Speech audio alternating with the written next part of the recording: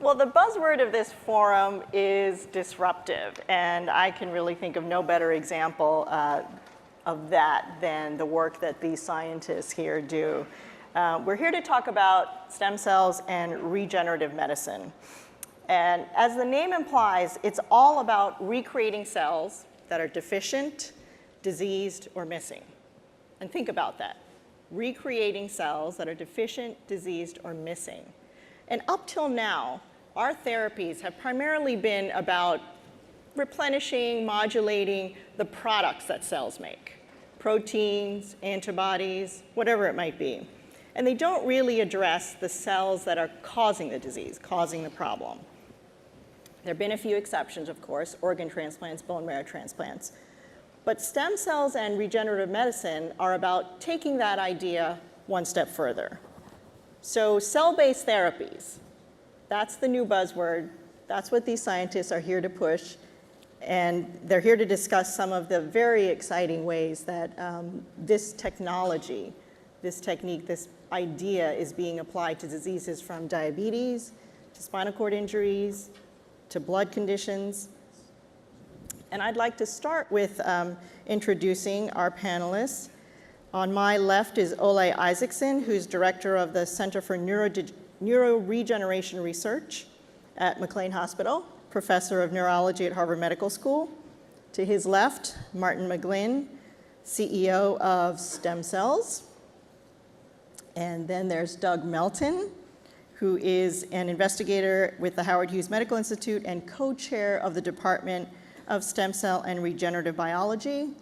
To his left, David Scadden, director of the Center for Regenerative Medicine at Mass General Hospital and professor of medicine at Harvard Medical School.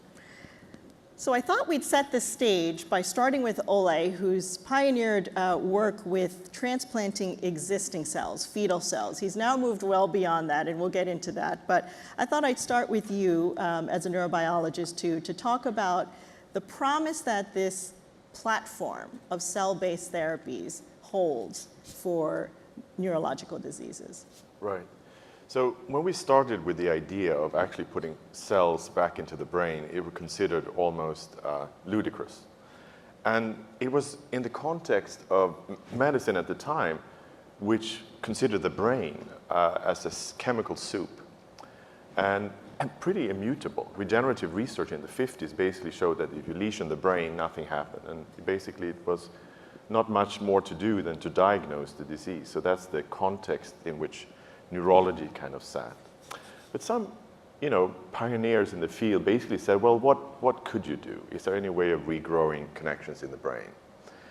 And they came up with at the time, very new idea, which was to treat something we knew was missing, namely the dopamine neuron in Parkinson's disease. Now, I wanted to tell you, as we discussed earlier, that the brain is an amazingly plastic place. As we sit here right now, our synapses are moving and connecting, and it reflects this enormous growth that occurs at the microscopic or subcellular level. But basically, connections are pretty fixed.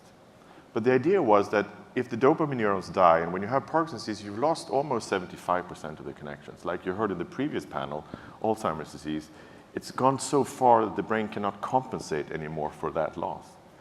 So the scientists on the team I worked said, well, let's put in new cells. And they ended up taking a newborn cell.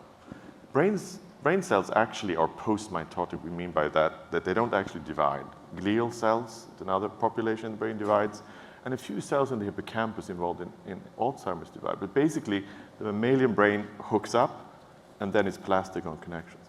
Does that make it easier or harder to think about a cell-based way to fix Both it? ways. In fact, I think it makes it easier because the brain is so plastic in making new connections.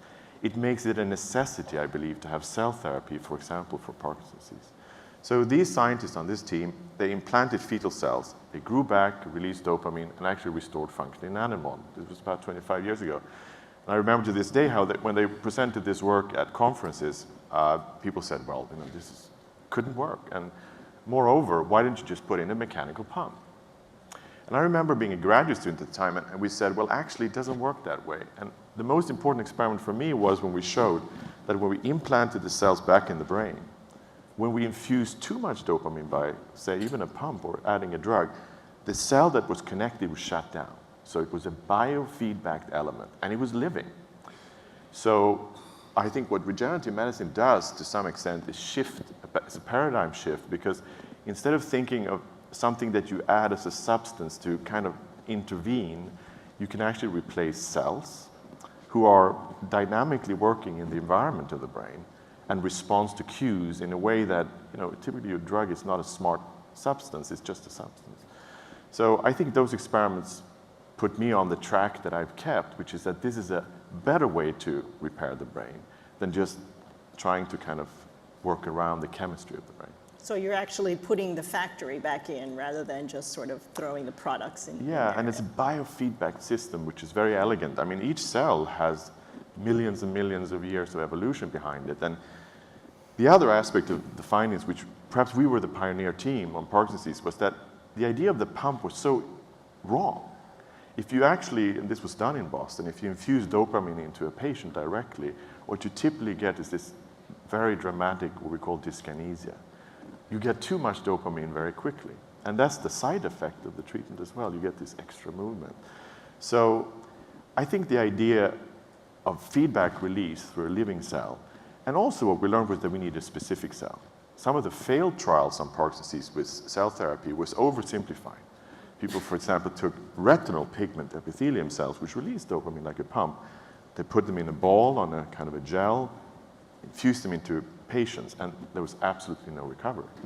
Because they was essentially getting a diffuse release of this substance, like a gel releasing a substance.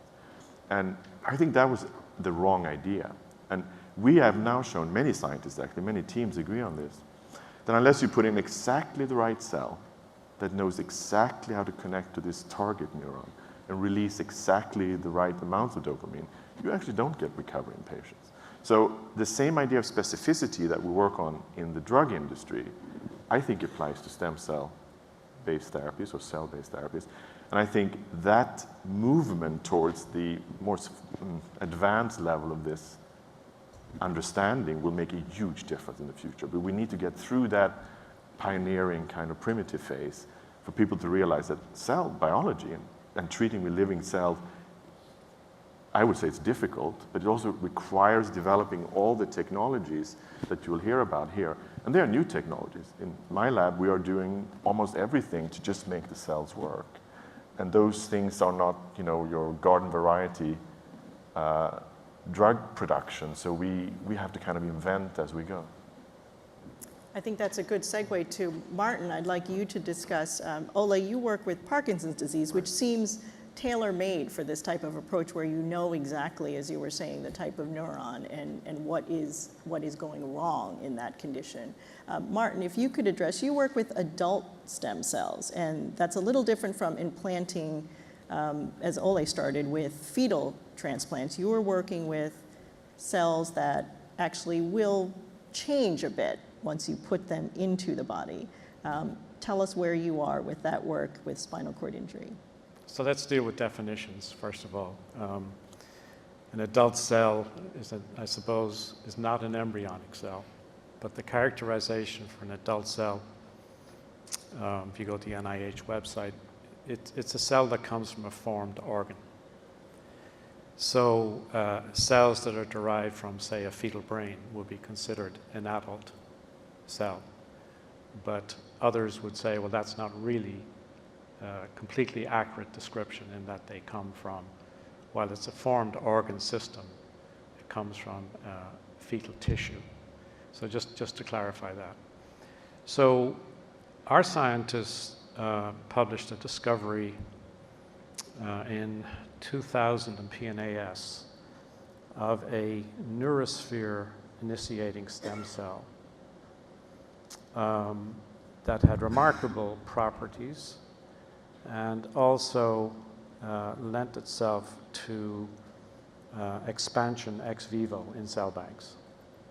So that essentially you would have a human neural stem cell that had all of the properties of, if you will, the building blocks of the CNS, the three elements, the eye, the cord, and the brain. So a grandfather cell for the CNS. Yeah, I mean, the architect and the builder, if you will, because these cells in vivo, because they are truly stem cells, make copies of themselves for the life of the host. And then under this very exquisite regulatory system, they will differentiate into an oligodendrocyte or an astrocyte or a neuron, depending on the cues from the host and the specific activity that's going on the host at the time. So this was quite a discovery of a very remarkable cell that could do all of these wonderful things. Would grow like weeds in cell banks, so you could make lots of them, and you had essentially a product business model as opposed to a medical procedure or a patient specific process. And they took from the discovery of the cell until November of 2006 to actually settle on their choice of the first clinical target, which was a rare pediatric fatal lysosomal storage disorder for which there was no therapy, and these children were essentially born with a death sentence. The disease is characterized by the inability of the host neurons to produce enough housekeeping enzyme in the neurons to lyse or get rid of toxic cellular waste that's built up in the neurons. So they're functionally deficient. They're not deficiently working to as well function, as they should. and it's a genetic disorder. Okay. And so in time, the neurons would build up cellular waste, and then they would die, and in time the kids would also die. So we knew that these cells produced sufficient quantities of missing enzymes that were relevant to lysosomal storage disease. We were lucky in the sense that there was an animal model that we could back cross to a non-skid mouse background, because we just put neural cells, human neural cells, into the unmodified mouse model. They would reject them. So you had to spend many years back crossing the actual mouse model to a non-skid background that did not have an immune system. So long story short, the experimentation showed that these cells did in fact engraft into these animals, migrated, and were neuroprotective of cortical neurons.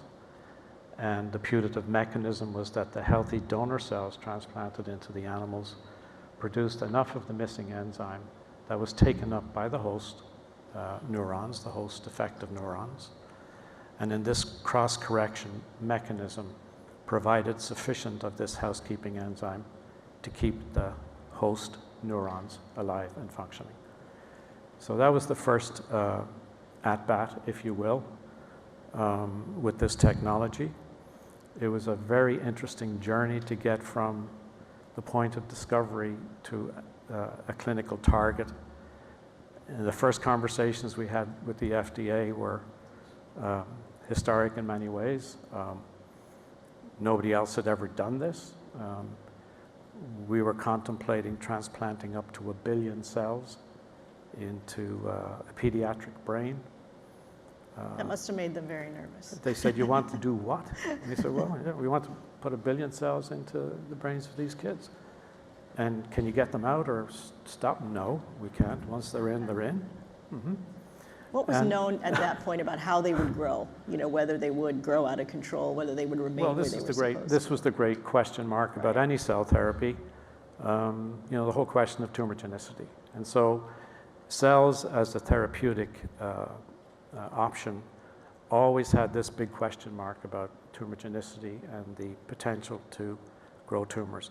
Thankfully, and I can say this now, some 9 years later, we have seen no evidence and we've transplanted 45 patients to date. We've seen no evidence of tumor genicity. There's no aberrant cell behavior that we can identify or see. So we overcame that first hurdle. But it was an interesting conversation. It was a difficult, almost Faustian deal, if you will, that we had to do with the agency in order to find a patient population where the equipoise, if you will, the balance for not just regulators, but patients and clinicians and the company were aligned. And so this rare fatal disorder for which there was no therapy, no cure, no hope,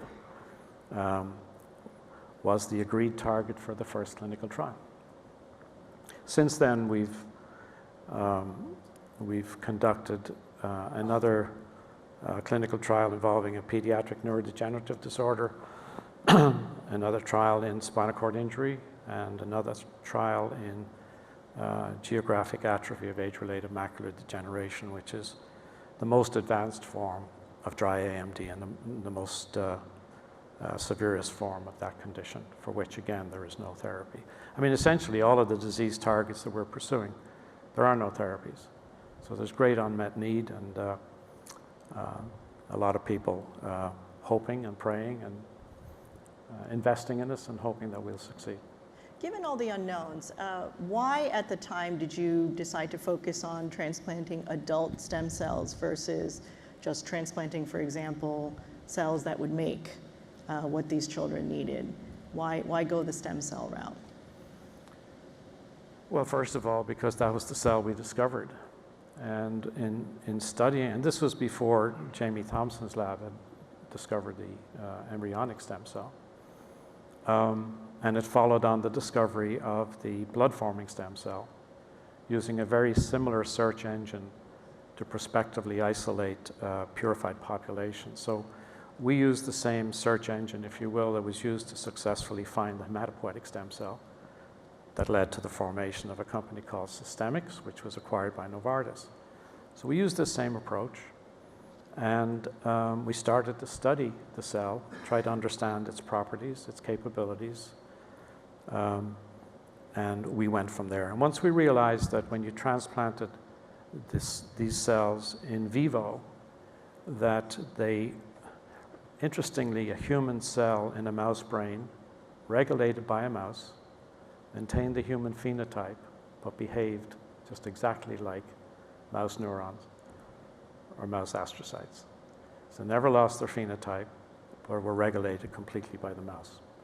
So when we realized that the host was carefully regulating them, and that the cells would take their cue from the host, that they would essentially integrate and become part of that host tissue, and produce the specific daughter cells on cue, whether those cells were specialist cells to produce myelin, or were neuroprotective of photoreceptors, or produced a missing enzyme, et cetera, et cetera. So these truly are remarkable cells. And once we understood and started to get a clue about the properties of the cells, the real challenge then was start scratching our heads and trying to figure out how do you join the dots between what you know about these cells and their biology with what you know about physiology of unmet need, and try and come up with a good match.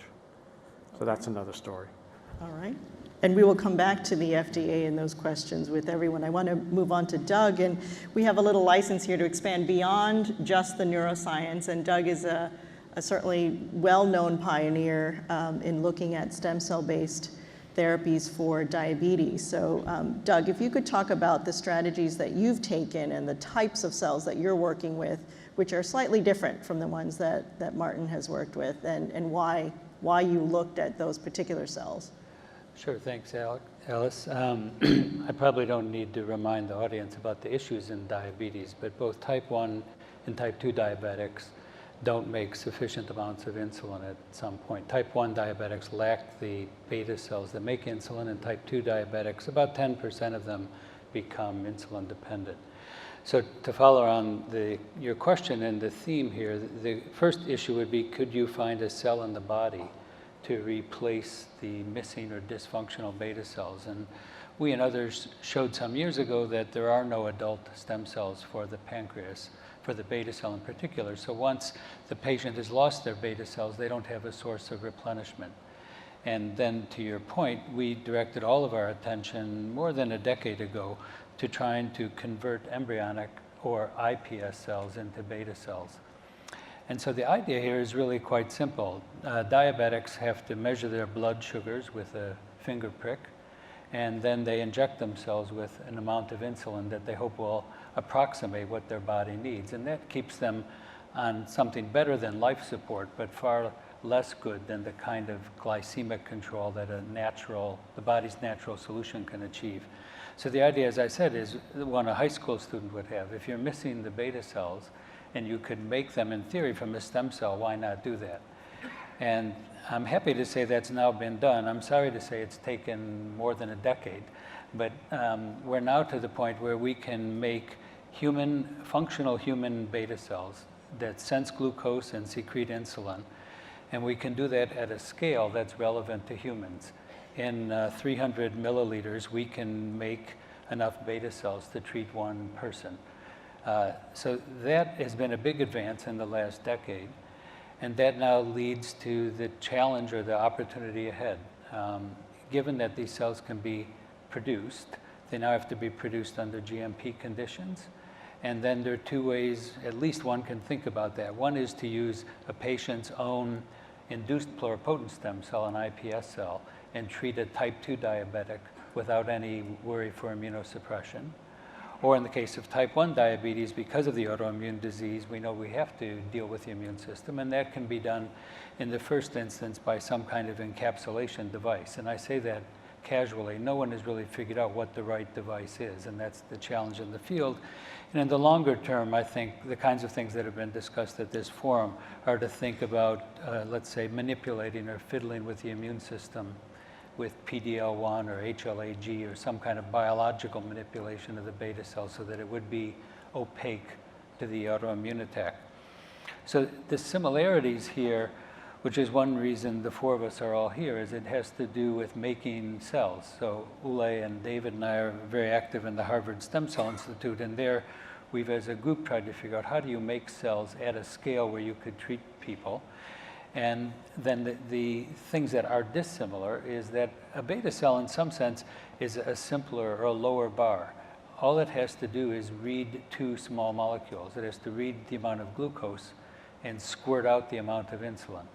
It's known because patients inject insulin into different parts of their body that you don't have to have the beta cells in a particular place.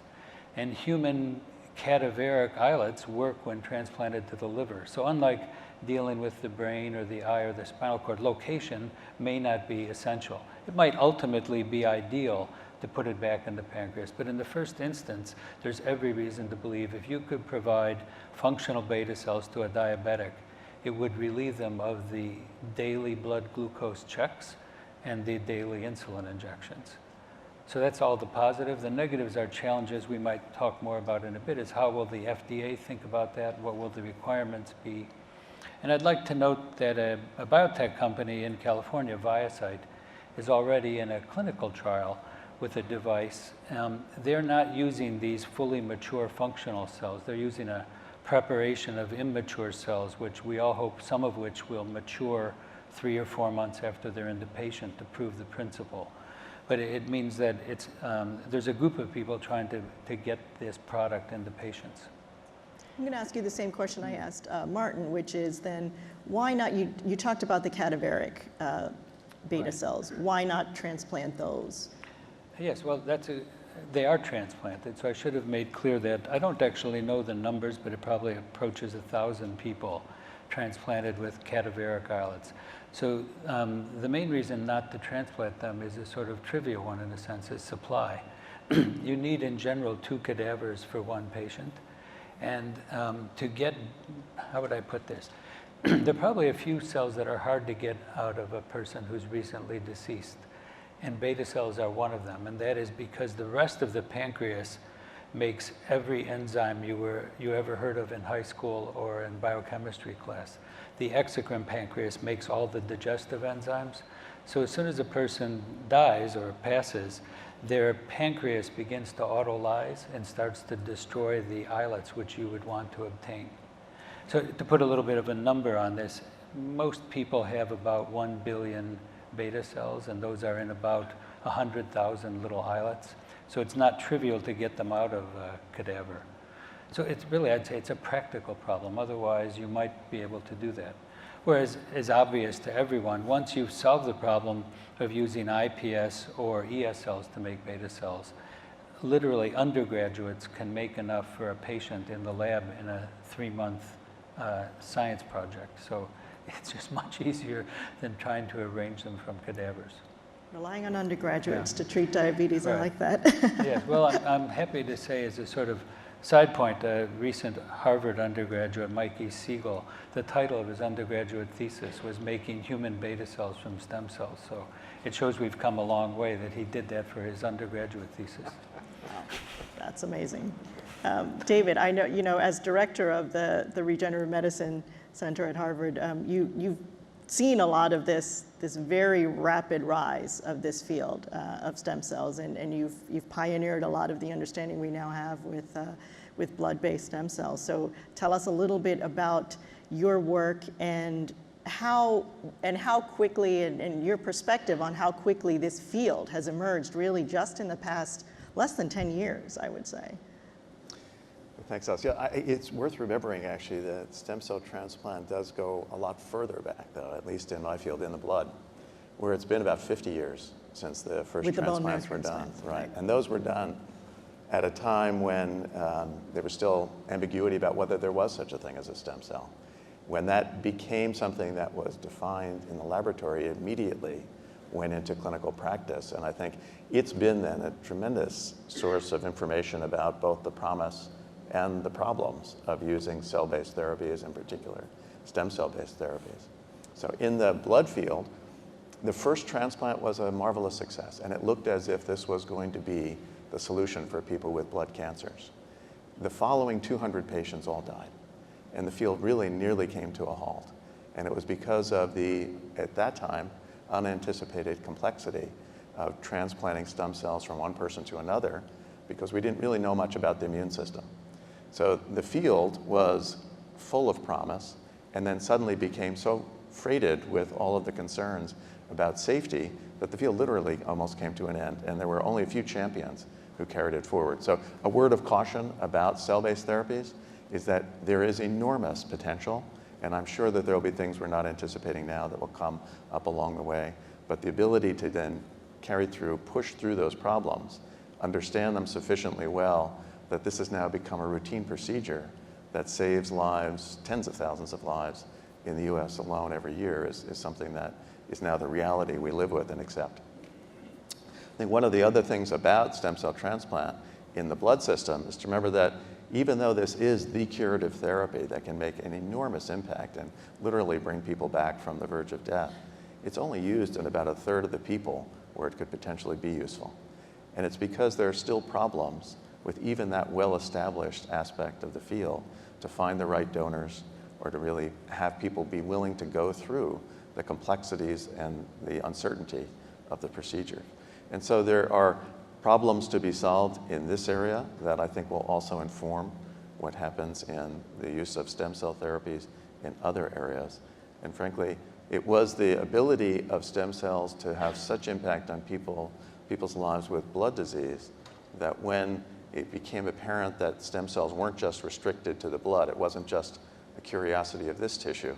It's really when Doug and I got together to think about, is there some way we can really take advantage of the idea that we might be able to work on stem cells from other tissues, adult tissues, or that could be made from pluripotent, at that time, embryonic stem cells, to have the same kind of impact in other diseases, and in particular degenerative diseases.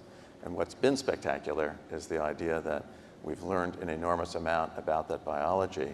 What's been frustrating is that it's taken so long to have that really turn into therapies in the clinic.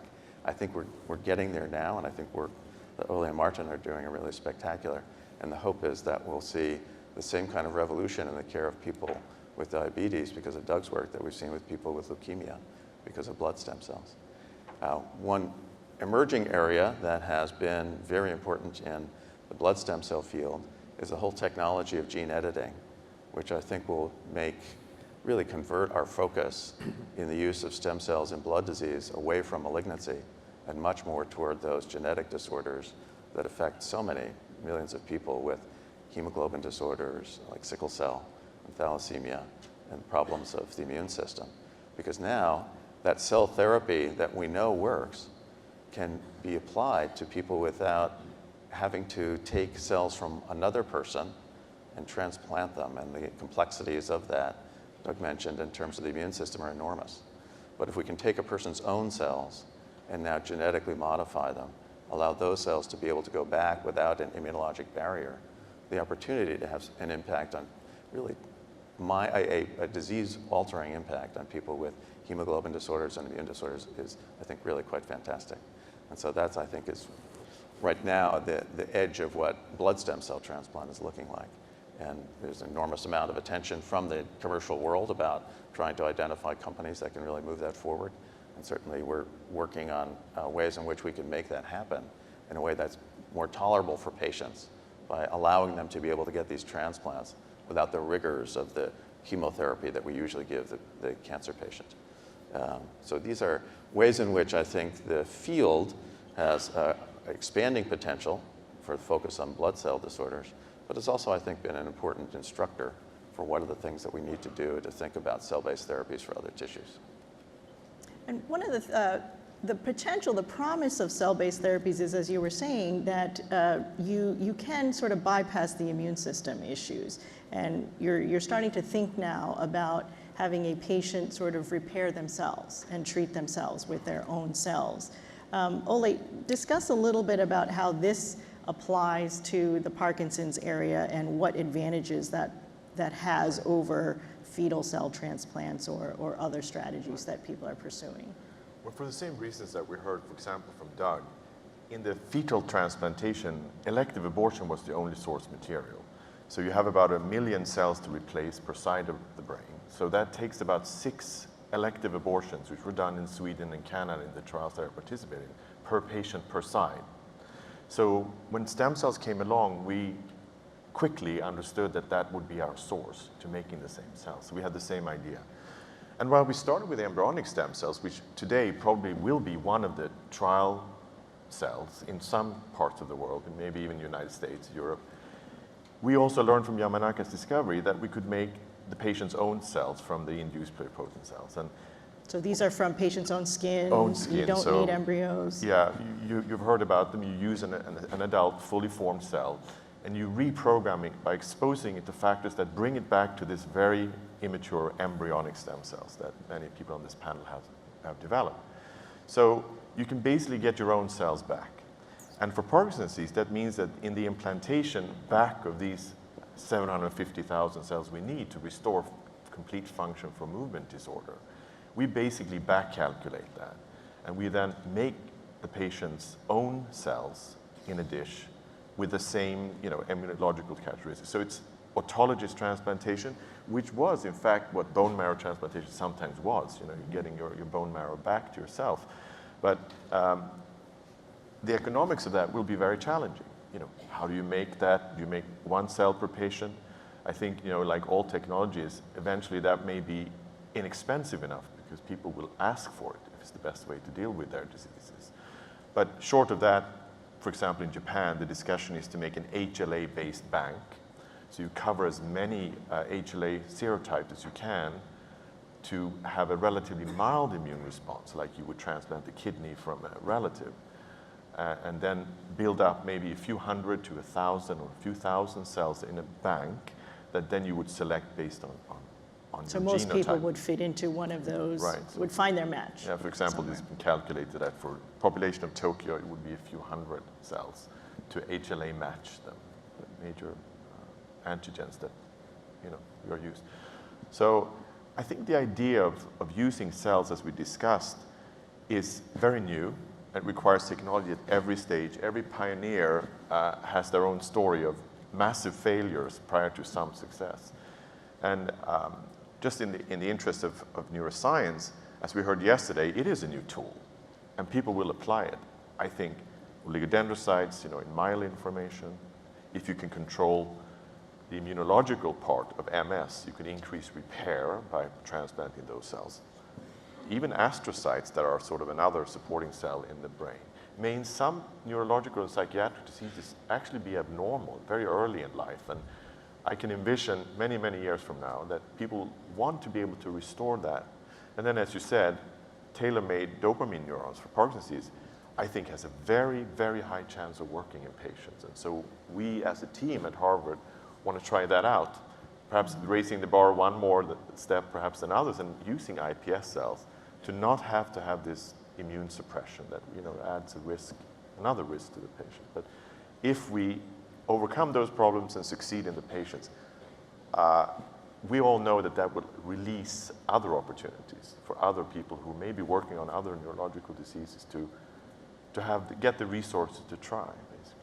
You talked about the HLA bank in Japan that they're talking about. Could we get to a point where people are banking their own cells in the event of, in David's case, a blood cancer, they develop a blood cancer, or they might develop diabetes, or have a traumatic injury and have a spinal injury. Do you envision that people will be creating sort of and storing, banking their own cells for those possibilities? I think the umbilical cord industry is actually taking care of a good part of that. Right. It's happening.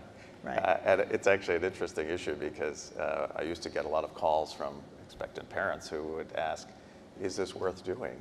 And at the time, it looked as if these are blood stem cells that may be useful for just blood disorders. And now the question of whether or not these are actually the most pristine cells that you'll ever have from a person that you could put away, and maybe they'll ultimately be able to be programmed to be whatever we want, makes it a much more appealing possible resource. And I do think we'll start to have adults also putting aside their cells at a younger age with the idea that maybe they'll ultimately be a way in which we can program them the way we program other parts of our lives and turn them into cell-based A cellular insurance policy, so to speak. That's right. It's a biologic policy of Right. insurance. I think that's a very legitimate strategy when you're dealing with cells that could be obtained through blood systems. It's not really that obvious to me how you would adopt the same strategy for neural stem cells or the regenerators that are derived from neural stem cells, because in the end you're going to need a biopsy of the brain, and you're going to have to figure out how to process and manipulate those cells ex vivo, and then what your treatment regimen and how you're going to put them back and how many you put back, et cetera, et cetera. So the approach that we've taken in the meantime, while iPS technology is fully teased out and worked out, and while embryonic stem cells have hit all kinds of roadblocks for various reasons, the adult allogeneic tissue-derived cell approach is I think the one that's likely to offer the nearest term promise. In the sense of near, I mean, probably in the region of about 5 years. In our own case, we will have phase 2 data in 2017 from well-controlled, statistically powered, hard clinical endpoint clinical trials involving many numbers of patients. And so there is a definitive answer on the way within a couple of years using the technology that we're using for these conditions. And I think if the proof of concept holds up, then you have a technology platform that can be applied across a whole plethora of CNS conditions where organ dysfunction is a major problem. And you either want to slow down degeneration, or you want to restore lost function, or you want to protect what's left of a host cell's capabilities. So this is really close, and we're hopeful. I might even say optimistic that the safety profile and the preliminary efficacy data that we've seen from our phase 1-2 trials will sustain through the phase 2s. And if we're right, these cells could have an enormous impact on how we think of treating significant CNS disorders. It could have a dramatic impact on quality of life of patients across the age spectrum, from mostly young males with spinal cord injury to who have no function or sensation, to elderly folks on the other end of the spectrum who lose their central vision. And then back to the pediatric patient population where we started. Perhaps then we can go back there with a greater sense of purpose and a bigger war chest. Now, Martin, I just want to address really quickly too, the very first sort of foray into stem cell-based treatments was done by a company that has decided not to pursue it for spinal cord injury, Gerald. And where do you think you're different as far as the approaches that you're taking, and why are you seeing the success, do you think, that they decided not to pursue? Or why do you think they decided not to go this way? Well, the embryonic stem cell is a very different beast, if you will, altogether, because the embryonic stem cell, the good news is it will produce every cell type in your body if you transplant it. That's the bad news also, and that's the concern. You grow tumors. So you have an added challenge, starting with an embryonic stem cell, to pre-differentiate it terminally, ex vivo, into the cell type of interest, whether it's an astrocyte or an oligodendrocyte or a neuron, or whether it's a dopaminergic neuron. So you know or what you're have you. transplanting. So you have to go through all of these steps to figure it out. And then you have to make sure that finally, when you do have a progenitor population, that you don't even have one primitive embryonic stem cell in that population that you're going to transplant. Because if you do, you're going to initiate a tumor. The approach we take is very different in the sense that the cells we extract from brain tissue are essentially hardwired to do all of that. And we don't genetically alter the cells. We just purify them, grow up billions of them in cell banks, and we put them back into a patient, whether it's their eyes or their spinal cord or their brain. We do use immunosuppression temporarily because if I put my cells into you, your immune system will reject my cells. So we do have to immunosuppress. So the advantage of that approach, and I think all they talked about, patient costs, the individual costs when you're doing a patient-specific product, it's very significant. There's patient processing costs, there's time lags, there's limitations in terms of the cells that you can use if you're dealing with a genetic condition, et cetera, et cetera. So this approach is an allogeneic approach. Think of it as stem cells in a bottle, or neural stem cells in a bottle, that can be administered to patients who have a condition for which they're indicated. And so it's a product-based strategy that many, many, many hundreds of thousands, even millions of patients could potentially benefit from. And we right now only have 2 trials, I believe, that have been approved by the FDA. We're using embryonic stem cells. We don't have any yet involving the iPS cells, the cells that we can grow from our own skin. What are the concerns that the FDA has with the iPS type cells? And feel free, anyone, to jump in. Well, the embryonic and iPS both suffer from the same safety concerns. And the whole question is the longitudinal nature of the studies you have to do to demonstrate safety. And that's the big issue that hit the embryonic stem cell technology, apart from all of the religious and social aspects that came into the debate. And in the iPS world, others know more about that than I, but they have similar challenges in terms of demonstrating the long-term safety of cells derived through an iPS process, that they don't somehow or other unravel in time post-transplant, just to name a few. But let's clarify that point. I think to some extent it's not necessarily a specter. So bone marrow-derived cells also divide. All cells divide, skin cells divide. You can make, there's a lot of progenitors in your body that are healthy progenitors that just keep dividing. So I think the rational strategy, obviously, around using embryonic stem cells and iPS cells is that you can grow them up to a stage where those cells are not present, or even immunoselect and remove them by a cell sorting procedure. So rather than perhaps describing at this very early stage of the technology the differences, the opportunities are quite similar, that using cells can restore function in the number of cases that Martin mentioned, and in Doug's case, very significantly so. And for neurological diseases, I think it's very important to remember that our teams here in neuroscience, as you heard in the previous panels, we work a lot on what's the early phase of Parkinson's disease, Alzheimer's, ALS, Huntington's disease.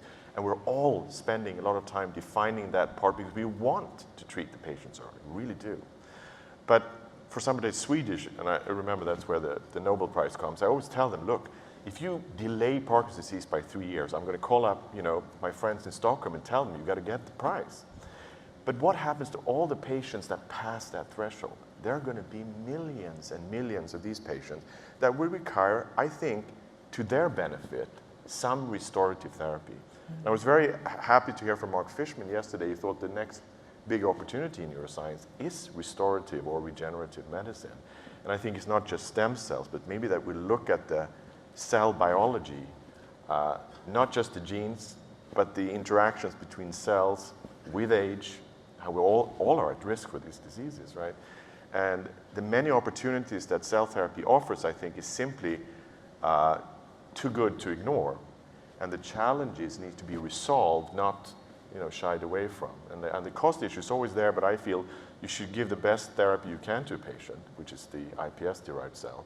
We have actually shown in animal models that it doesn't develop tumors. If it did, we would stop. So we've done primate models with good effect. So when we present our data to the FDA, it's our obligation to show them all that data, and they will make a judgment based on the principles and the data that we have, that I believe it can be made safe.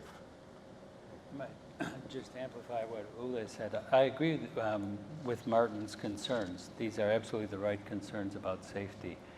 And I think his choice of using these more adult or advanced cells is very sensible. It's an exciting thing that he's already in clinical trials. But the academic in me would say, let's not give up on the broader idea.